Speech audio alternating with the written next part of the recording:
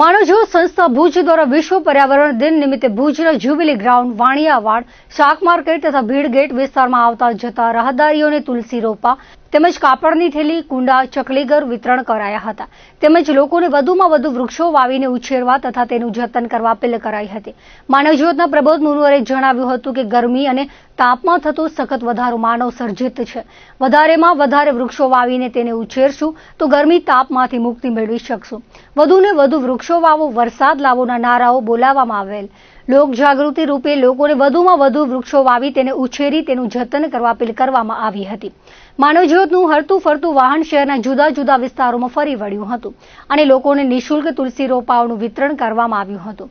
કચ્છ જિલ્લા ભાજપ મંત્રી, લોહાણા મહિલા મંડળ, ભુજના એડવાઇઝરની ઉપસ્થિતિમાં વિવિધ રોપાઓનું વિતરણ કરવામાં આવ્યું હતું. બળબડતો તાપ અને કાળઝાળ ગરમી, આવી પરિસ્થિતિમાં જેના ઘરમાં ફ્રીજ છે એ ફ્રીજમાંથી બોટલ લઈ અને ઠંડુ પાણી પી લેશે. પણ આ ગરીબો જે ભૂંગામાં રહે છે, ઝૂંપડામાં રહે છે, એમની કેવી પરિસ્થિતિ હશે અત્યારે. એટલે માનવજ્યોત સંસ્થાએ નક્કી કર્યું કે જે લોકો ભૂંગા અને ઝૂંપડામાં રહે છે એને એક એક આપણે માટલું દઈએ તો એ માટલામાંથી ઠંડુ પાણી પી શકીએ. આજે માનવજ્યોત સંસ્થા ભુજ દ્વારા 100 જેટલા પરિવારોને કે જેમના ઘરમાં માટલું પણ નથી એવા લોકોને અમે લોકોએ માટલા વિતરણ કર્યા છે.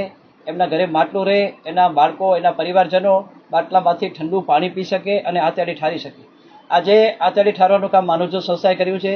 દર વર્ષે અમારી સંસ્થા દ્વારા ઉનાળાની કાળઝાળ ગરમીની અંદર અમે ગરીબોના ઝૂંપડે માટલું પહોંચાડીએ છીએ. આ વખતે પણ આજે 100 જેટલા પરિવારોને અમારી સંસ્થા માનવજ્યોત દ્વારા માટલા વિતરણ કરવામાં આવ્યા છે. આ બધા પરિવારોના ઘરે એક માટલું હશે અને હવે એના પરિવારજનો આ માટલામાંથી ઠંડુ પાણી પી શકશે, એમની આંતરડી ઠરશે અને અમને પણ ખુશી થશે. કારણ કે અત્યારે ઉનાળાની કાળઝાળ ગરમી અને બળબડતો તાપ આપણે જોઈએ છીએ, કેટલી બધી મુશ્કેલી અને કેટલી બધી ગરમી આપણે સહન કરી છે.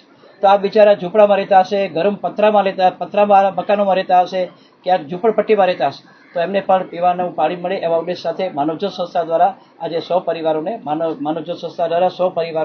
માટલા વિતરણ કરવામાં આવ્યા છે.